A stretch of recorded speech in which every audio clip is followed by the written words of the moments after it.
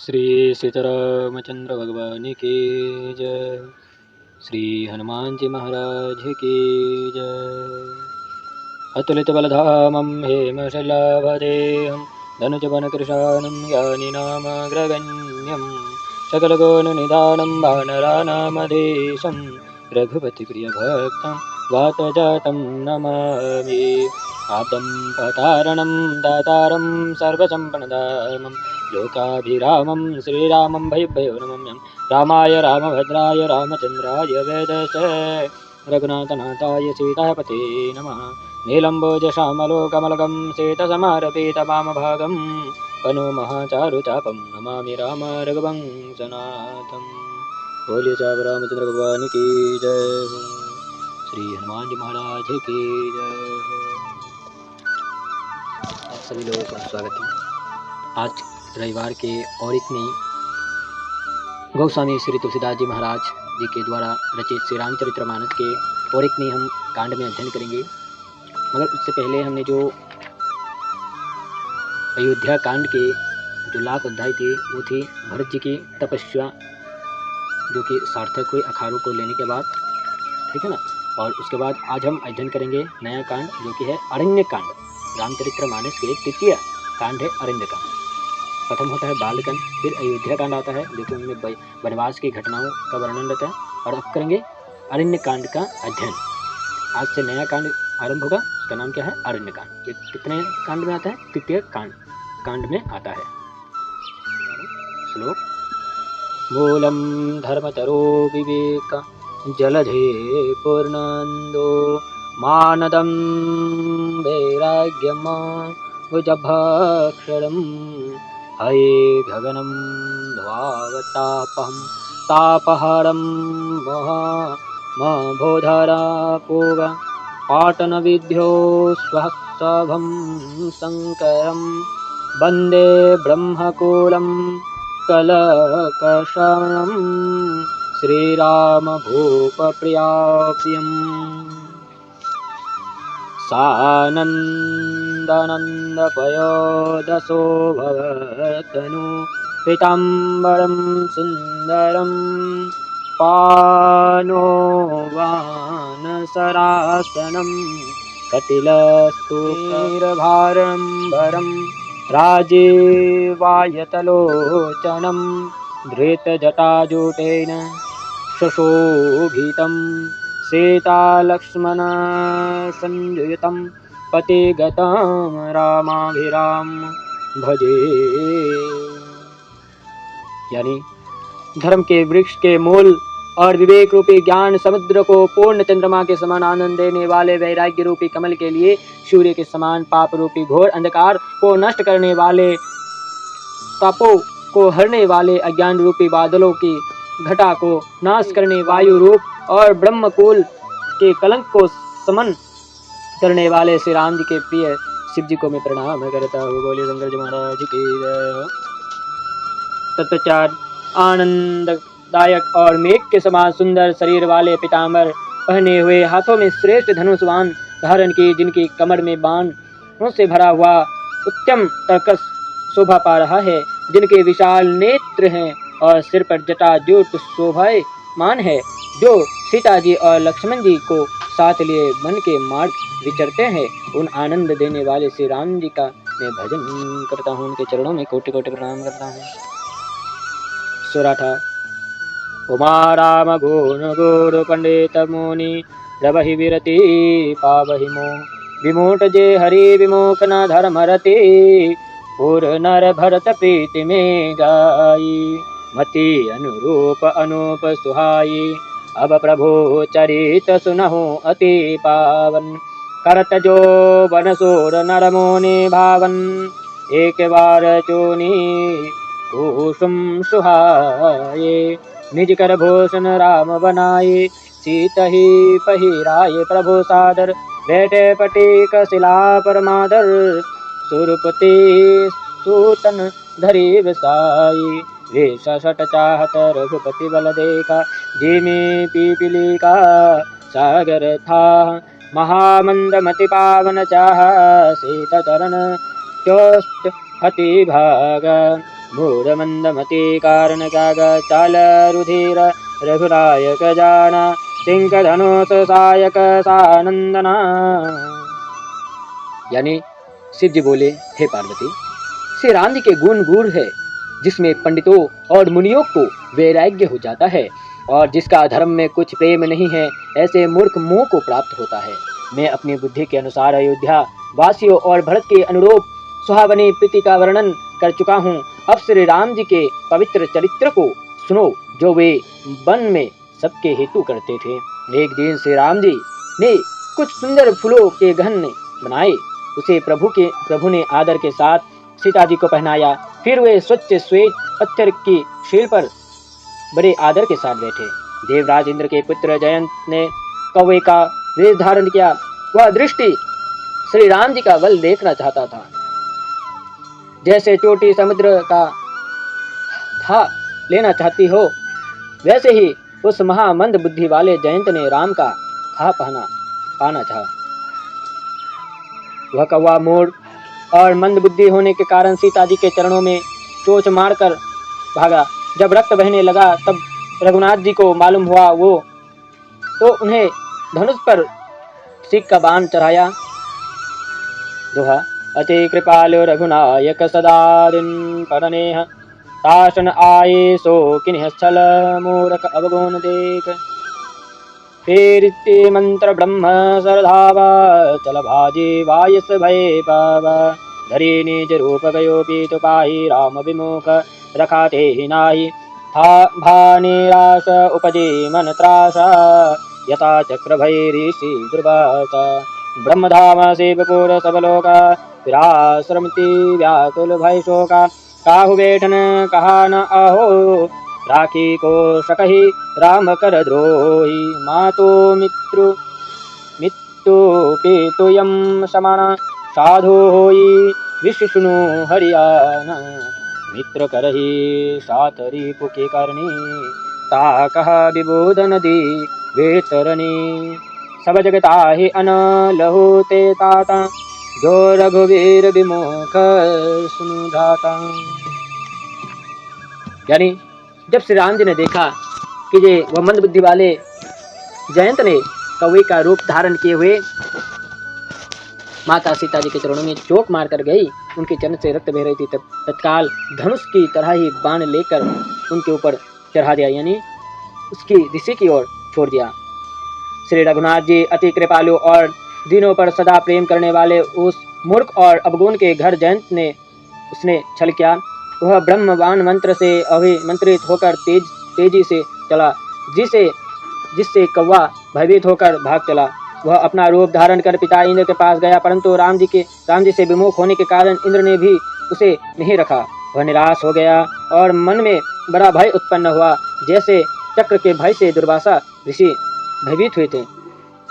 वह ब्रह्मपुरी शिवपुरी सब लोक में भय शोक से व्याकुल घूमता रहा, परंतु किसी ने भी उसे बैठने को न कहा। श्री राम जी से द्रोह करने वाले को कौन रख सकता है। हे गुरुजी सुनिए, उसको माता मृत्यु और पिता यमराज के समान हो जाते हैं और अमृत विष हो जाता है। उसी के मित्र सैकड़ों शत्रुओं के समान काम करते हैं और उसके लिए गंगा जी वैतरणी नदी के समान हो जाते हैं।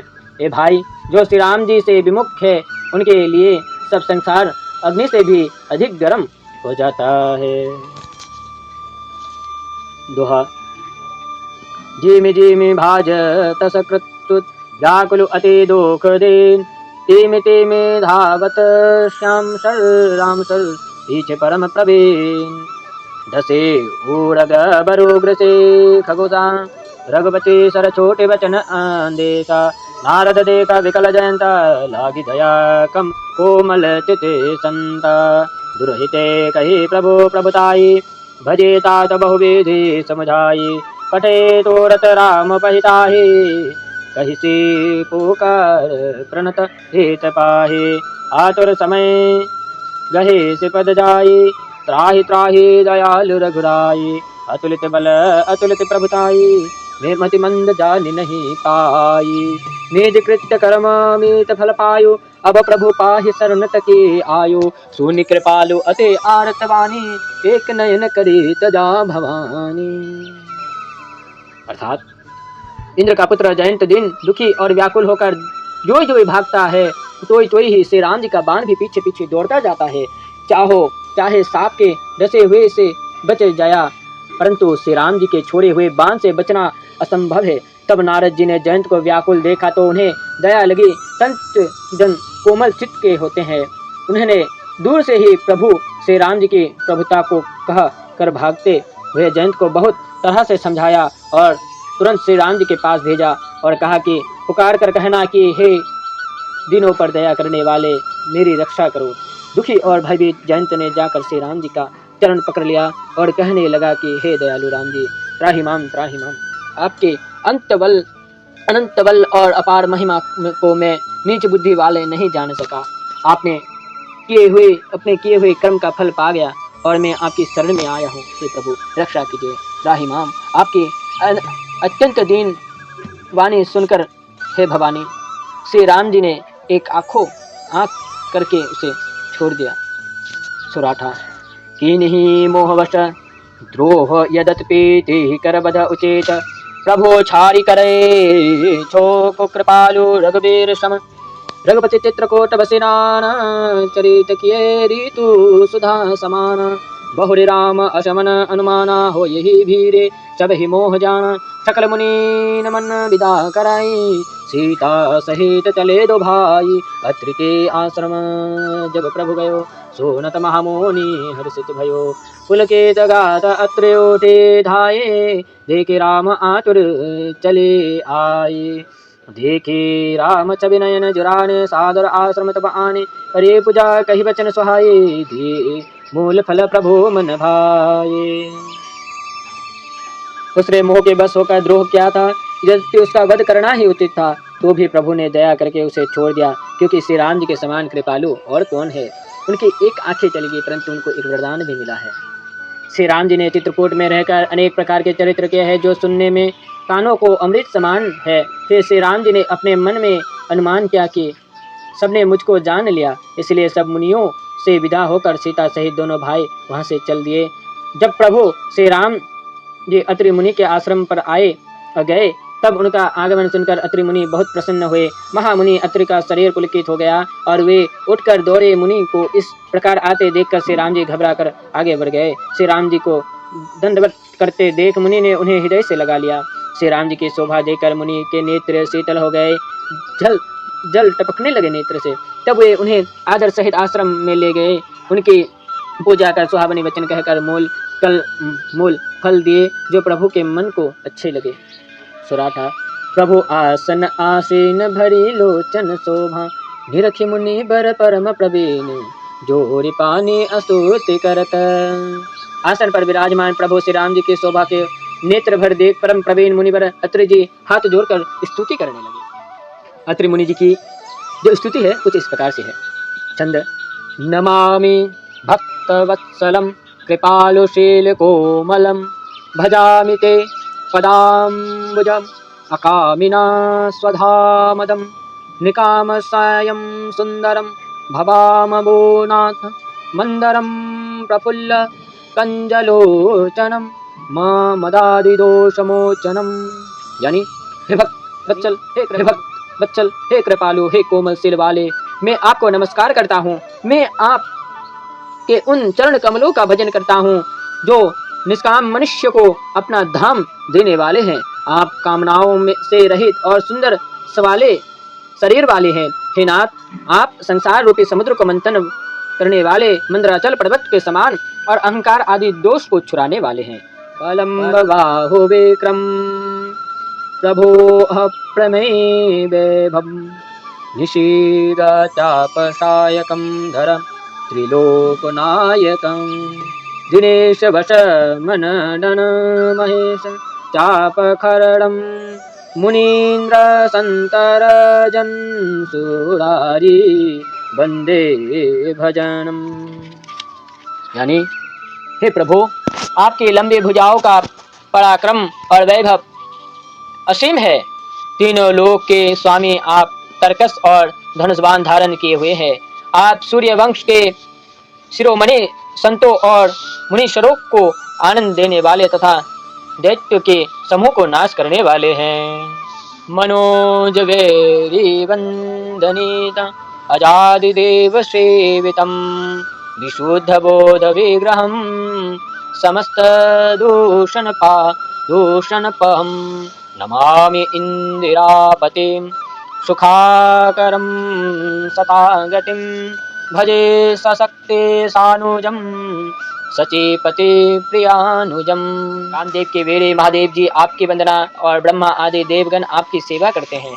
आप विशुद्ध बोध के स्वरूप और सर्वदोष को हरने वाले हैं। हे लक्ष्मीपति, सुख के निधान और सज्जनों की गति स्वरूप में आपको प्रणाम करता हूँ। सीता जी और छोटे लक्ष्मण जी के साथ मैं आपका भजन करता हूँ। आप इंद्र भ्राता है। भीमोल ये नरा भजी भजन्ते येन मत्सरा प्लवन्ते नो भवानवे वितर्क दीते संकुले विविक्ता वासेन सदा भजन्ते मुक्ते मुदा निरस्वये इंद्रियादेकं प्रयान्ते गतिम स्वकरम। जो मनुष्य ईर्षा और द्वेष रहित होकर आपके चरण कमलों को भजते हैं, वे इस कोतुर्क रूप लहरों से परिपूर्ण संसार रूपी समुद्र में नहीं गिरते। एकांतवासी साधुजन मुक्ति के लिए सानंद नित्य आपको भजते हैं और इंद्रिया को शोक रहित करके सद्गति को प्राप्त। दभोतम प्रभो निरेह हमीश्वरम विभुम जगद्गुरुम च शाश्वतम सूर्यमेव केवलं भजामि भाववल्लभं कुयोगिनां सुधोलभं सभक्तकल्पपादं शम सुसेभ्यां नभम् अनूपरूपभूपतिं नतोऽहं मूर्मि मुहुर्विजापति प्रसोदिते नमामि ते पदावज्यभक्ति देहि मे पठन्ति ये स्वत्वम् इन्द्र नरादरेण ते पदं व्रजन्ति नात्र तस्तदये भक्ति सन्तुस्ततयोत्यम्।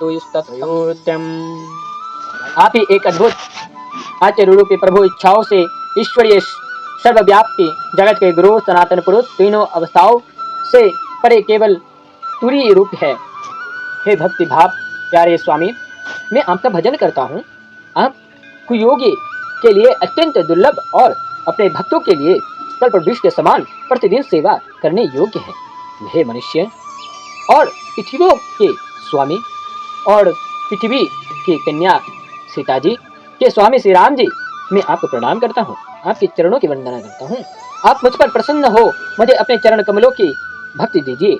जो मनुष्य इस स्तुति को आदर के साथ पढ़ते हैं, वे आपकी भक्ति से निसंदेह ही आपके परम पद को पाते हैं। ये थी अत्रि मुनि जी के द्वारा उनके हृदय से निकलने वाली उनकी मधुर श्री राम जी के लिए स्तुति थी। ये थी अत्रि मुनि जी की स्तुति। आज के अध्याय को हम यहीं पर समाप्त करते हैं। हम अरण्य कांड के और एक नए अध्याय पर हम दूसरे रविवार को अध्ययन करेंगे, जो कि इसका सार होगा। श्री सीतारामचंद्र भगवान की जय, श्री हनुमान जी महाराज की जय।